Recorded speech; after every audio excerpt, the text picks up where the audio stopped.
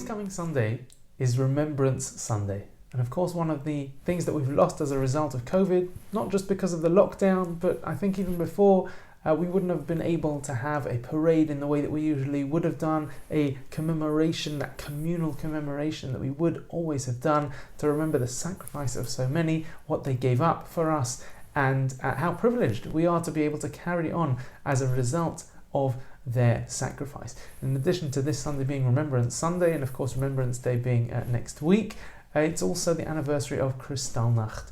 The night of the 9th, going into the 10th of November, is also the anniversary of Kristallnacht, and we remember those sacrifices as well of our brethren who gave up their lives simply because of their faith.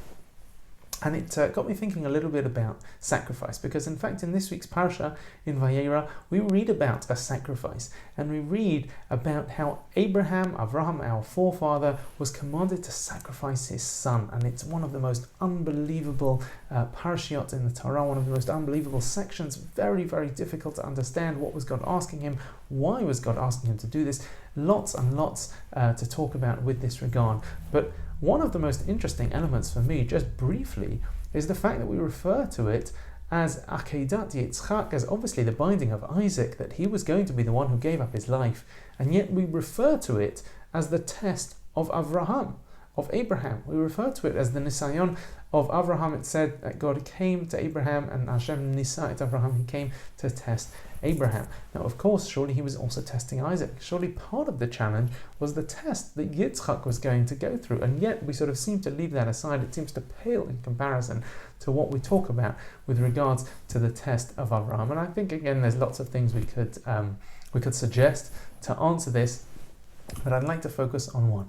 And that is that particularly within Judaism, when we talk about sacrifice, when we talk about giving things up, sometimes, unfortunately, throughout our history, that has meant giving up our life. That has meant sacrificing everything. That has meant sacrificing our very existence in order to maintain our faith, in order to save other people, in order to lay down our lives to save Jewish people, to save people at large, or perhaps for our own faith. We saw that in the Second World War, we saw it in the First World War, we see it unfortunately in Israel today and across the world.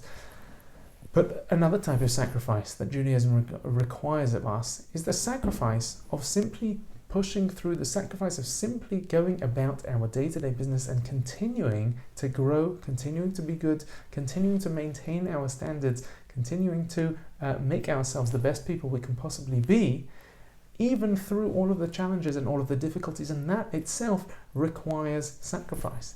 There are things in life now, particularly in lockdown, actually, lockdown is a good example of this, where we are sacrificing things in our lives, not our lives themselves, we are sacrificing things in our lives in order to make all of our lives better, in order to make the world a better place, in order to help others to live longer. And that's one type of sacrifice. And there are other types of sacrifices that we do as well. The sacrifice of our time in order to commit to community, in order to build a relationship with God, in order to spend time with our children, to help our children. The sacrifice sometimes of livelihood in order to help others, in order to make the world a better place. And all those types of sacrifices.